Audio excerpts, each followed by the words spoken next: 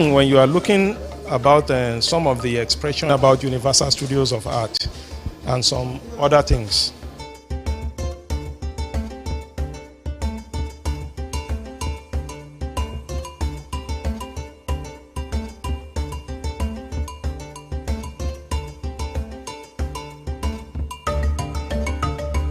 it is not an easy feat, but the truth of the matter is this. As an artist or the other, especially when you are at the point of a creative, when you are creating the work. Creating the work is one thing, but when the idea hits you, how do you bring it forward? Bringing it forward is always a challenge. Most of the time when you visit the artist studio, you see piles of works that are unfinished. Not that the artist cannot finish them, but the materials, everything, that one is a general thing for everybody. Because for the artist, you have to source for your materials. And me as a painter, I have to look at the reactions of my materials, the colors, and every other thing. For the sculptors, they have to look at the materials they are going to use. Is it going to be wood carving? Is it going to be cold cast? Is it going to be bronze or any other thing? So we have challenges here and there. On the other hand, some artists, they have studio challenge. Where are they going to work?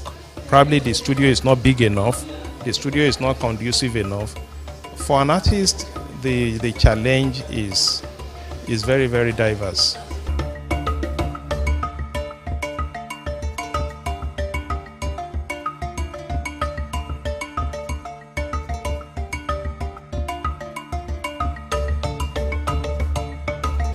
What inspires me most is life in itself. Life generally.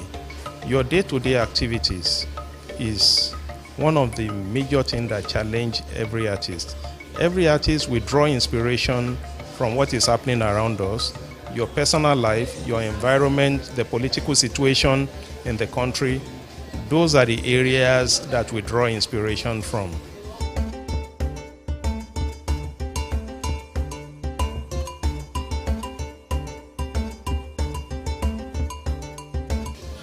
This is more or less a surrealistic expression of me trying to look at what is going on in the country. You understand? I merely use the lizard as a metaphor of what is going on in the country. I use the calabash more or less like a globe. That is the Nigeria. That's why you can see green, white, and green. You understand? And the general populace entirely. So I'm using this lizard here to represent Mr. President, because I titled it the flag bearer. Is the one that everybody will be referring to as Mr. President. And that is the chief of staff up there, the person in charge of the administration of the presidency or the governor office. And every other lizard there, you can see that we still have some other citizens. Other lizard in green, white, green, here and there, you understand?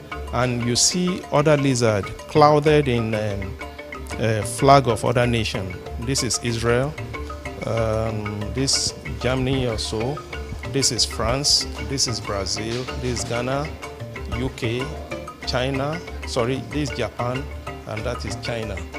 So I use all this lizard to suggest other nations that are benefiting from Nigeria. And you see the ministers, I use all these other lizards as the ministers, the governor in the country. You understand? So majority of our political leaders, they are under dealing. You understand? They are the one more or less eating the fruit of the nation without Mr. President knowing anything about it, because Mr. President is up there, you understand, discussing with the world power. Meanwhile, the commissioners, the ministers, the governors, they are down here trying as much as possible to milk the fruit of the nation. So now you can see this one here. This one have succeeded in going up, discussing with Mr. President in itself. So Mr. President is here, and this is China. Because when you look at everything that we are using today, from our phone to our road construction, everything, China are already taking over. So the Chinese are already discussing with Mr. President, while the commissioners, the ministers, every one of them are under dealing at the background. That is why some ministers are more richer than the president, some governors are more richer than the president, even some local government chairmen are richer than the governor. So if we are unable to solve these corruptions going on here, it is going to lead us to that place where we have the other work there. That other work is what I title civil action.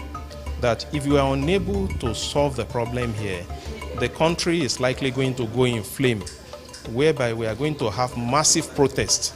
And if at that point we are unable to solve that problem of that massive protest, it will lead us to the third work, whereby the nation will experience outright war. So you can see here, so that is why I titled this work Premonition.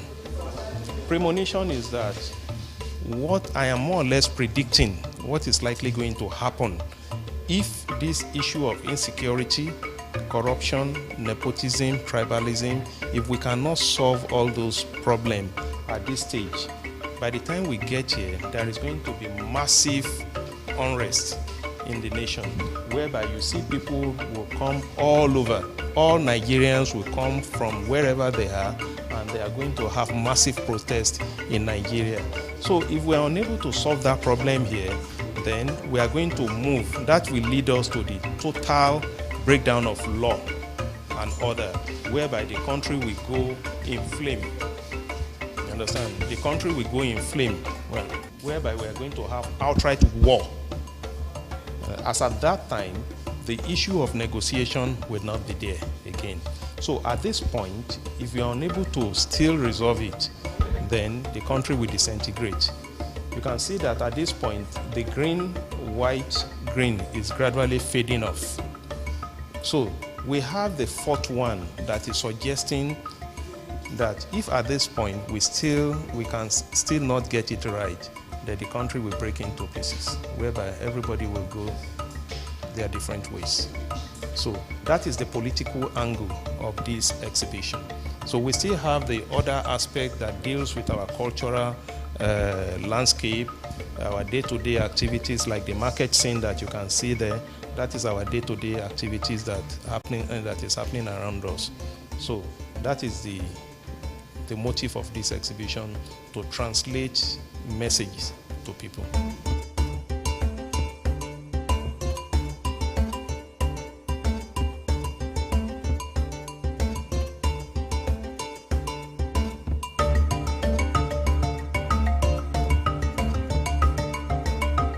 Possibly, the artist might not have the right words to really categorize himself, to really explain himself better than those people who are really looking at them. The artist have done his job. It is left to the journalists, the writers, the art historians, for them to digest it and bring out whatever they think they are seeing. So for any artist to critically analyze or want to explain all that he has done, he or she will be doing a kind of injustice to him or herself.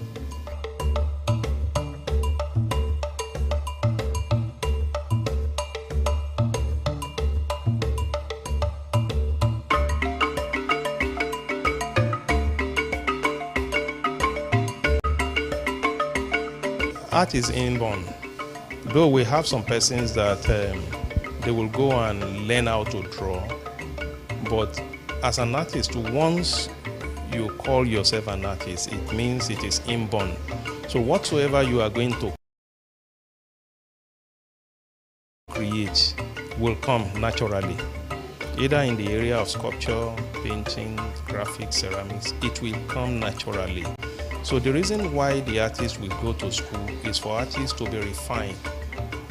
Every artist at the tutelage, we are more or less like a crude oil. When you tap crude oil from the ground, it will have to go through refining process, whereby you get some other valuable materials from the crude. So from the point, your entry point into the school, you are crude.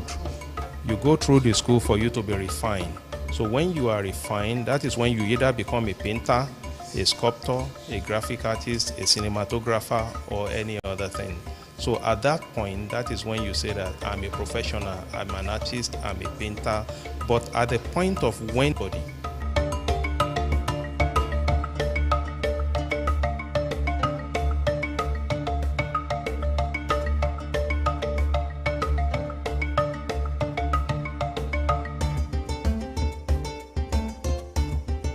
how did I start painting? The journey was rough.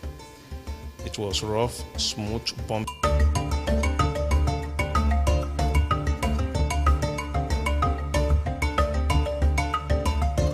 Olojo is not a hidden phenomenon in the visual arts, particularly in the area of exhibitions or in the area of research in art.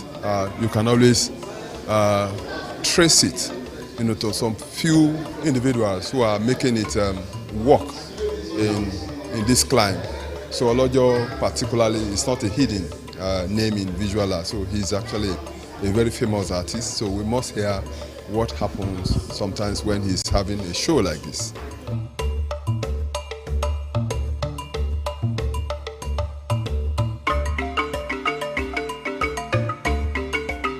I have seen, just like the title of the exhibition, Entreaties, I have actually seen him breaking boundaries, from the title of the exhibition, Entreaties, he has actually entered into so many areas of visual arts, printmaking, deep etching, painting, mixed media, and of course almost a three-dimensional work in just one exhibition. So you see a body of work that is very rich, and the subject matters are very, very contemporary.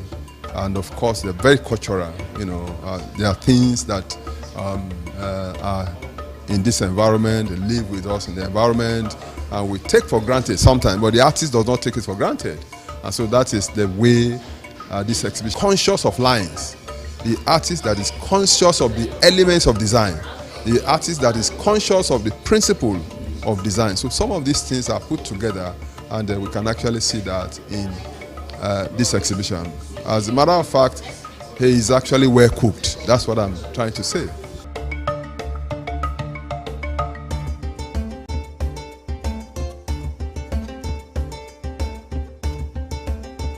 The importance of exhibitions like this are very, very numerous, but I would be able to tell you some few ones. Well, the artist in his studio or in his studio is actually making research, working, using